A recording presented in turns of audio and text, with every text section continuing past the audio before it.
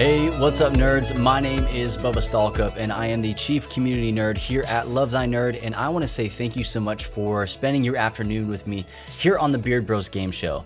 I am joined today with absolutely nobody. Over here is just our trademarked, patent-pending card cam, and I've replaced Matt with that, so hopefully that works out. We'll be able to show you guys some of the cards that we've got and the components and stuff, and just trying some new stuff.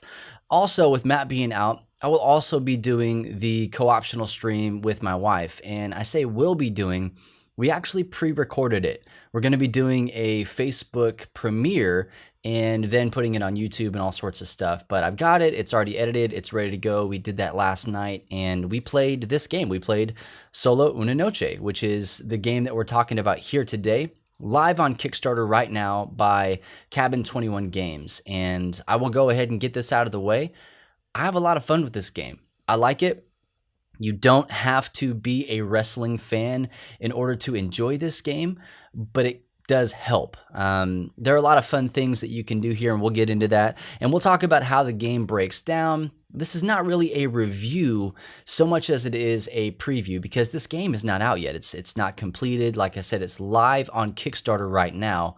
But hopefully you guys will go and back it. You'll support the developer and the studio, Cabin 21 Games. And then tomorrow, if you watch the live stream, which I hope that you do because you'll be able to see like an actual playthrough of how this is going to work, then you'll be able to make your final decisions on if this is a game that you want to back or not.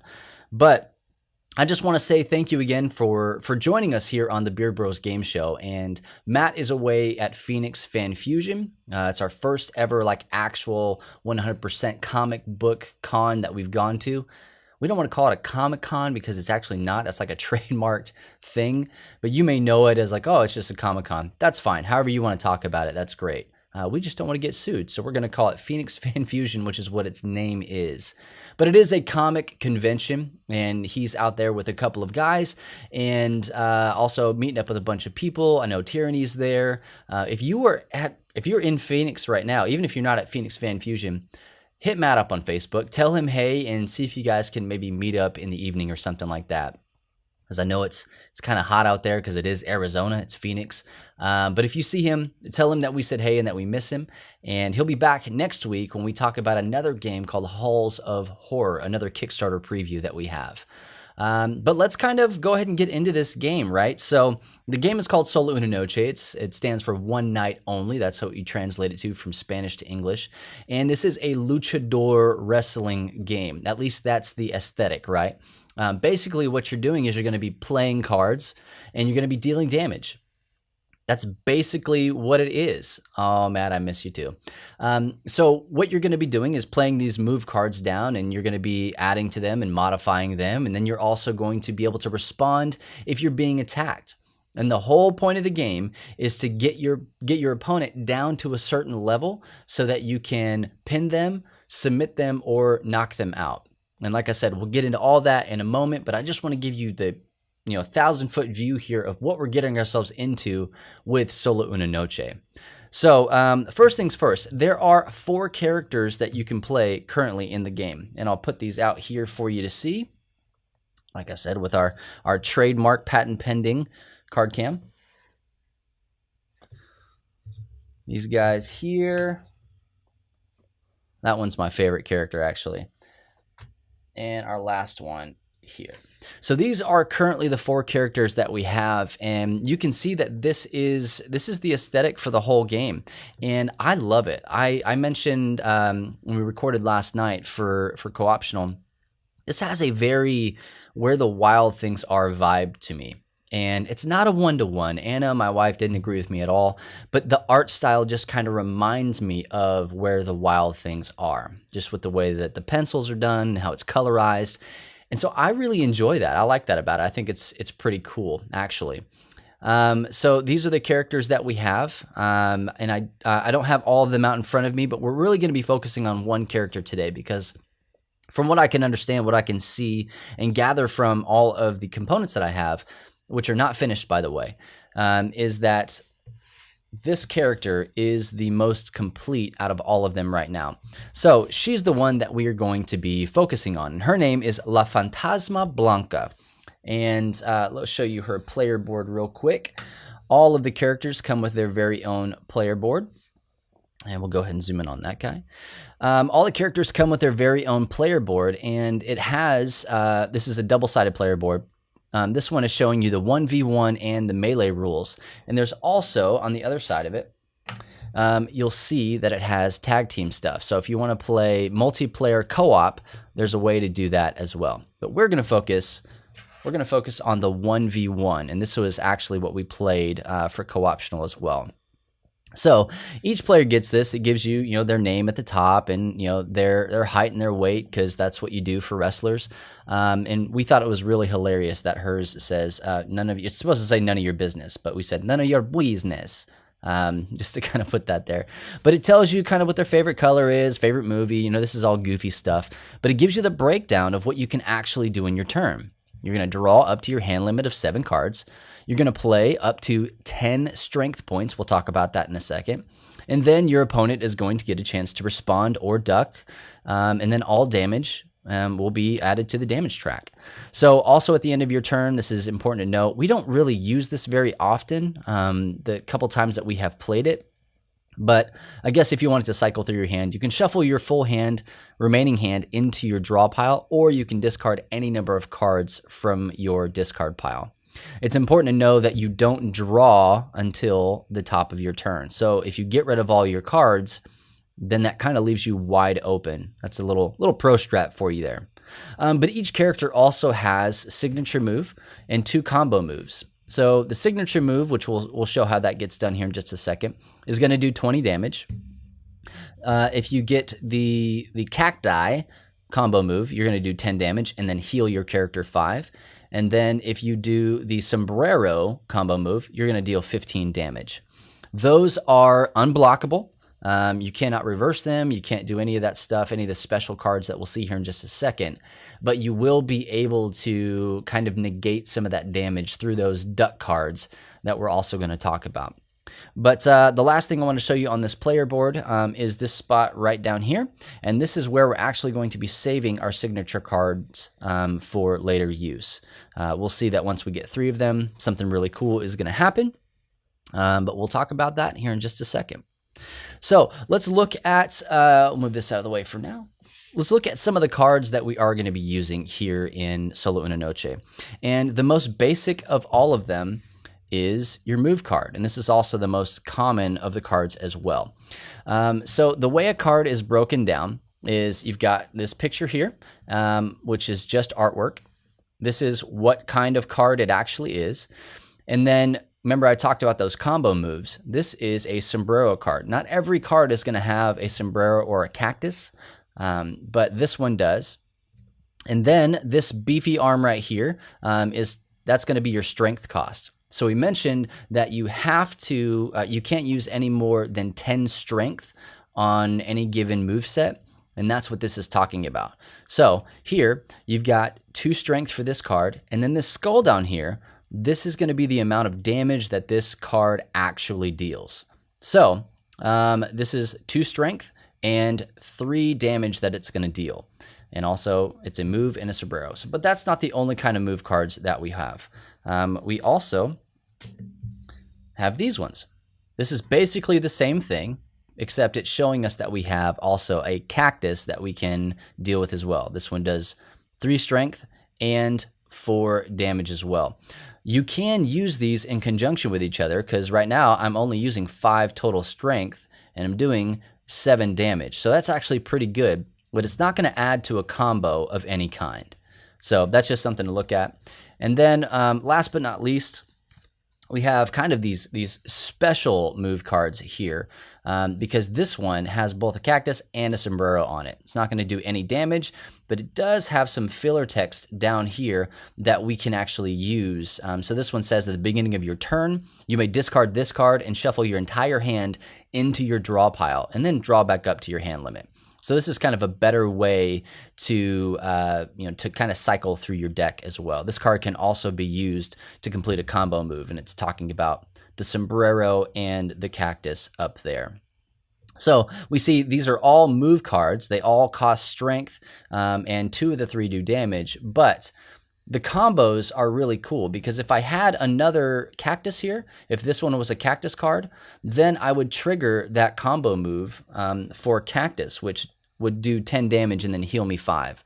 The thing that's cool about that is that it doesn't matter what your strength cost is. When you do a combo move, that is the only move that you do.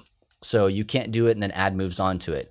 You just do that. And it doesn't matter how much they cost. If they were 4 strength cards, like if they were 4 strength of 4 or more, I'm sorry, 3 of 4 or more, then that would equal 12, right? 4, 8, 12.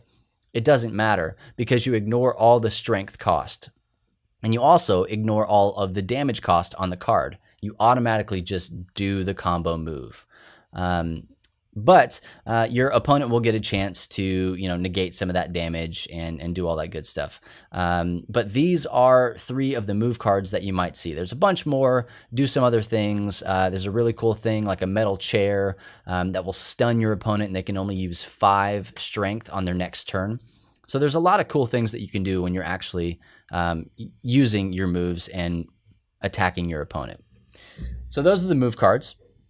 And I'm actually going to leave one of those out because we're going to need it for the next thing that we have here, which is a modify card.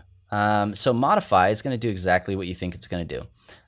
It's going to add damage to it. So now what's going to happen is this modify card sits on top of that, and this clothesline now becomes a spinning clothesline. It's going to cost me 1 strength, and it's going to do 2 extra damage. So this, in total, is doing 5 damage and costing 4. So what you do is you're actually going to use this as one attack. These are no longer 2 separate cards. They're linked together. So if you do a respond card that is a block, say it says block the lowest damage attack, if this happened to be it, even with its combined attack, then you would block all of that. You wouldn't just block the modifier or the underlying attack. You would block the whole thing, which is really cool, I think. I like that mechanic. Another thing that we have here is taunt. And you'll see if you watch tomorrow's co-optional stream, this wrecked me. Anna used this particular character, and it did all sorts of bad things to me. She was able to kind of loop her taunt by using her special move, which we'll talk about in just a second. But she was able to continue to loop getting that card back in her hand and taunting and all sorts of stuff. But what this is going to do, let's zoom in on that again, is every time you taunt, you're going to, spend whatever the cost is for that. And then this actually says to heal 5 damage. You're not going to do anything. You're just going to heal. So you're going to play during your turn to heal 5 points of damage and then earn the crowd's support. Crowd support is this bad boy right here. So this is actually going to sit to the right of your player board. And then you would normally activate your crowd support powers with an attack of 10 or more if you successfully attack, or whenever you taunt your opponent. Whenever you do that, flip it over, and then you get access to immediately do these things. You can draw 1 additional card and then maintain your +1 hand limit for a total of 8 as long as you have crowd support. Now, she, La Fantasma Blanca, she has a special crowd support power here of Hand of Fate. And this is the dirtiest thing in the whole game. And Anna she did it several times to me. On your opponent's turn, you take their entire hand and the top 5 cards remaining from their draw pile, rearrange them as you choose, and then return the same number of cards to each location. Flip it over after use. So you use it when it's the most advantageous for you, and then you lose crowd support. You can only have 1 person with crowd support at a time. So if I gained crowd support, Anna would then lose it, or whomever you're playing would lose crowd support. But the taunt card gets you access to crowd support.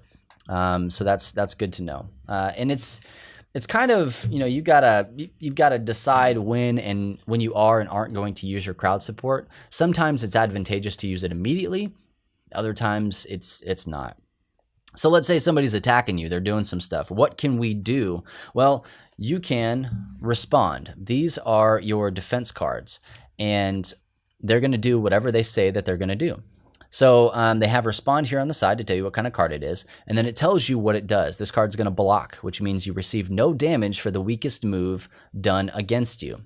This does not damage when used to escape pins and submit attempts, which we will talk about in just a second. Another thing to note is that it's going to do 1 damage to your opponent. And also, like I mentioned before, you can actually only use 1 of these respond cards per defense. So if you had 3 of them in your hand, you could not use the text on it, but they have this duck, and the duck does kind of what you think it would do. It allows your character to duck. Each duck is going to negate, which means that it's going to block, not this kind of block, but just, you're not going to take 2 points of damage. So you can play as many of these ducks as you want. And some of them are on modify, some of them are on your move cards. It's going to kind of cause you to use those cards when you normally wouldn't want to. But as many as you play, it's going to negate 2 per duck card. So you can play this when you're being attacked as an actual block, or you can choose to use it as a duck card as well. So those are the respond cards. We also have a cheat card. Cheats are pretty dirty. They're exactly what they sound like they'd be.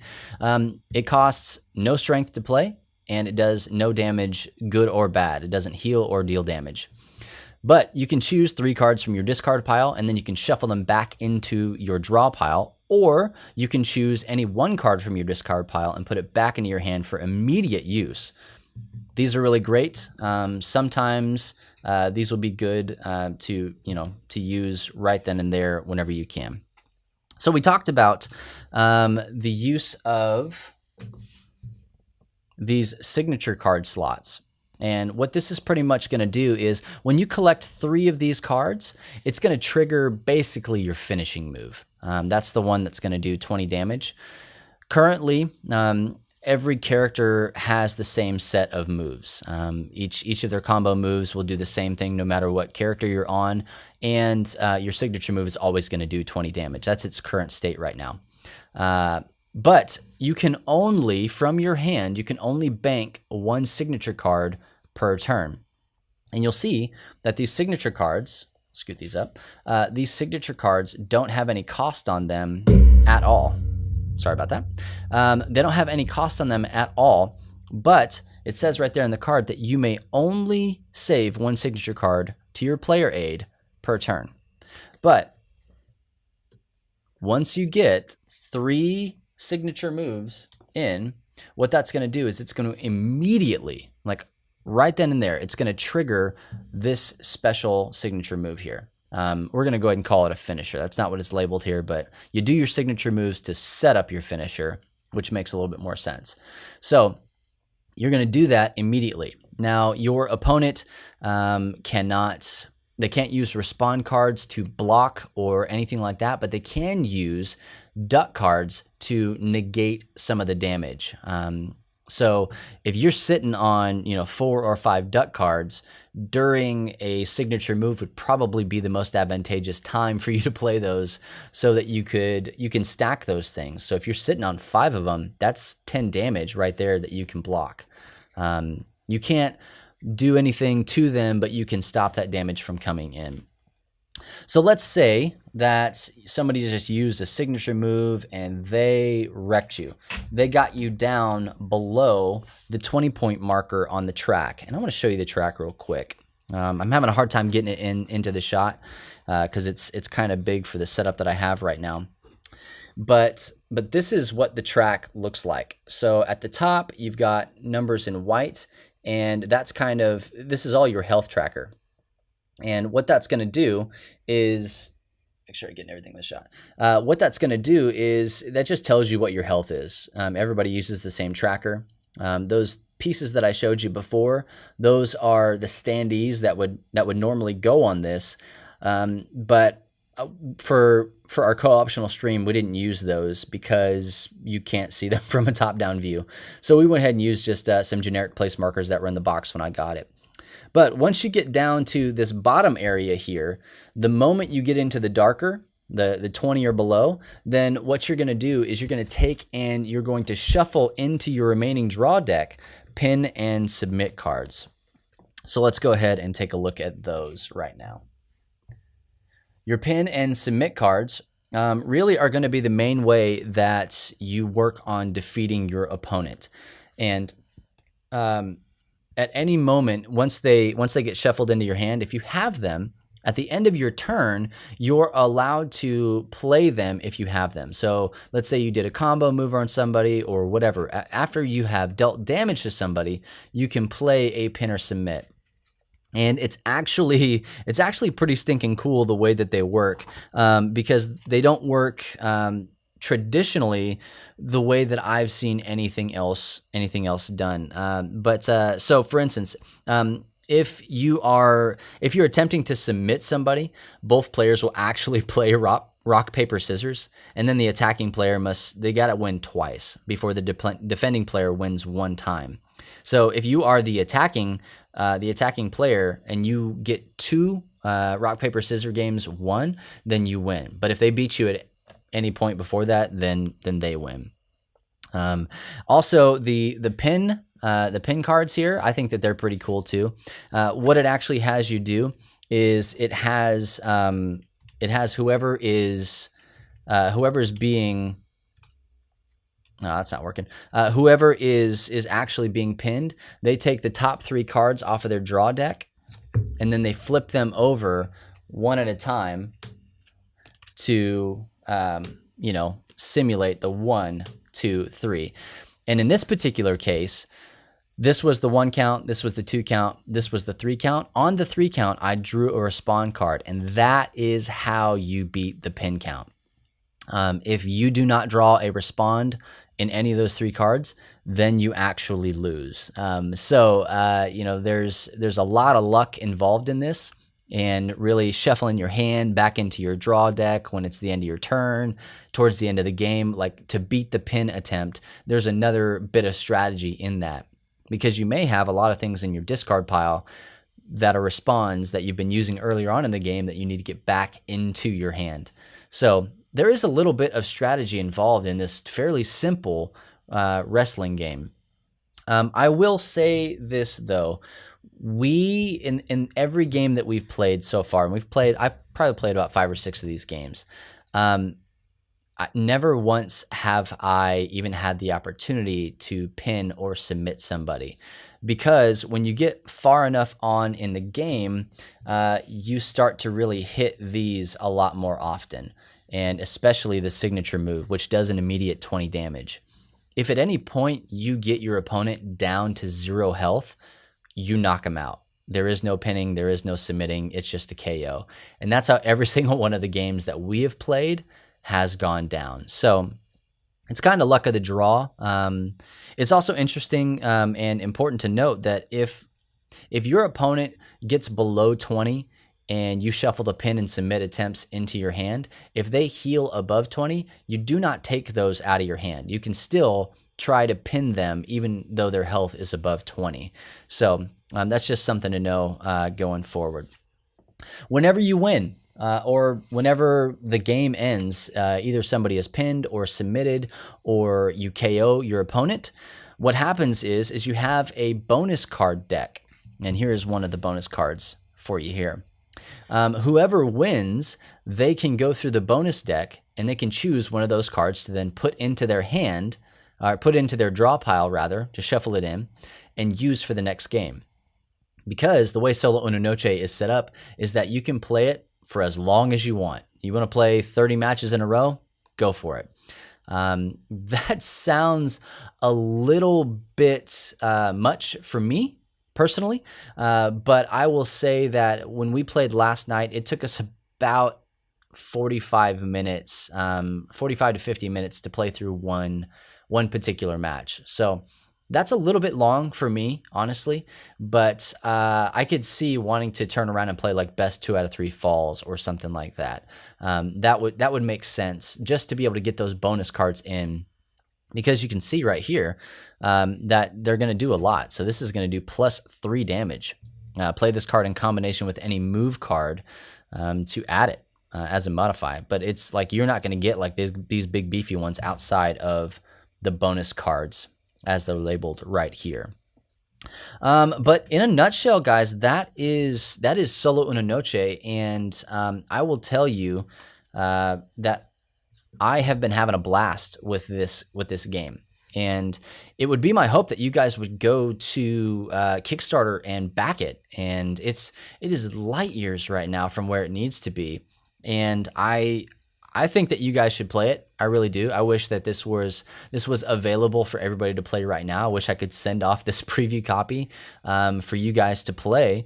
But that's just not the way the world works. With Kickstarter, we have to get in there, we have to back it, and we have to show our support as well. Yeah, you're right, Michael. It's about as long as this year's WrestleMania. But I will say that it's been fun every single time that I've played it.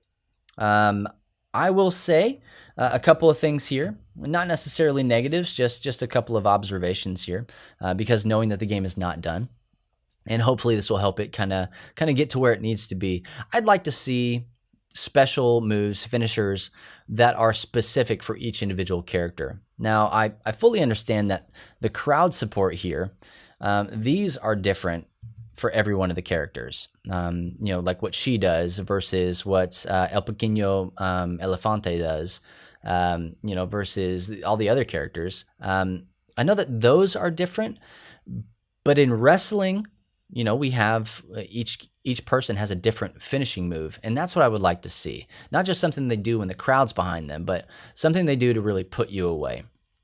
Also, as we mentioned before, I'll just go ahead and leave this out here so you got something to look at.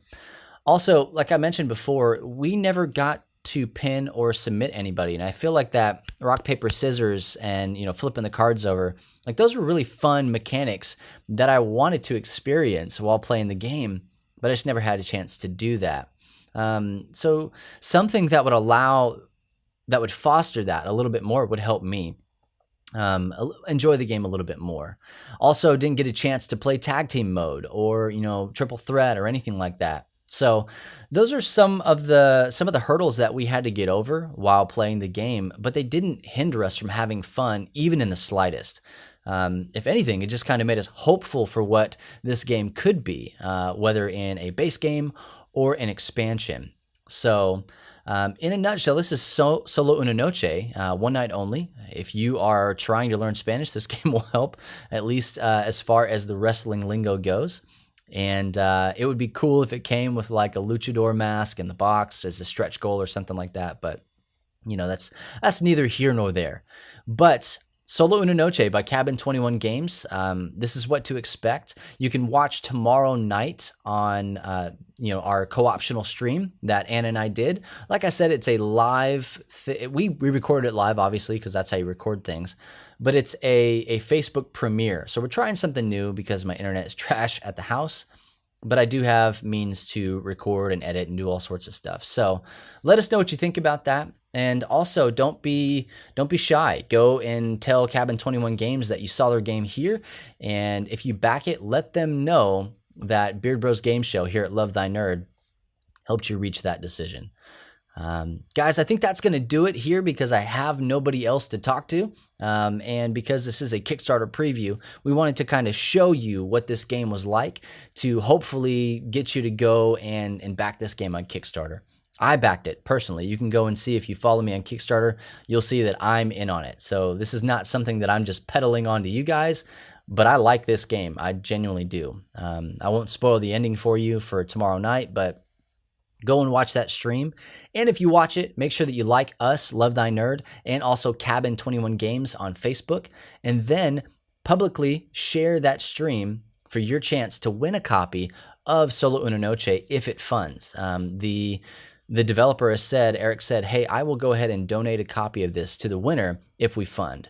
But you guys got to get it there. So do us a favor, like our stuff, share our stuff, and tune in tomorrow night for Solo Una Noche on our co-optional stream.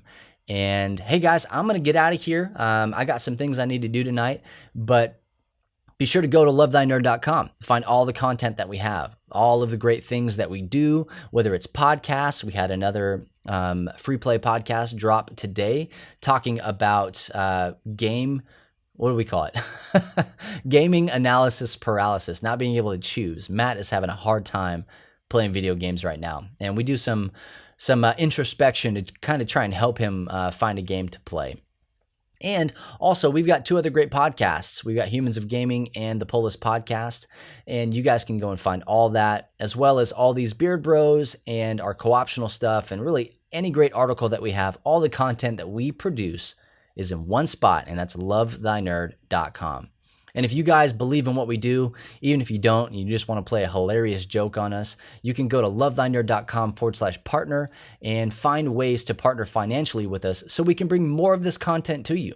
Because it costs time, it costs effort, it costs energy, it costs editing, equipment, and sometimes even purchasing multiple copies of the game so that we can give it away on co-optional. But if you guys believe in what we do, please, please, please think about doing that. Ministry costs money, and we literally could not do it without you. So once again, guys, thank you so much for joining us here on this episode, our first ever Kickstarter preview episode of the Beard Bros Game Show. And go and check out Solo Una Noche on Kickstarter. The link is in the description of this video, and hopefully you guys can help this dream for Eric become a reality with Cabin 21 Games. Hey, if nobody else tells you this today, just know that it's true, that Jesus loves you, nerds.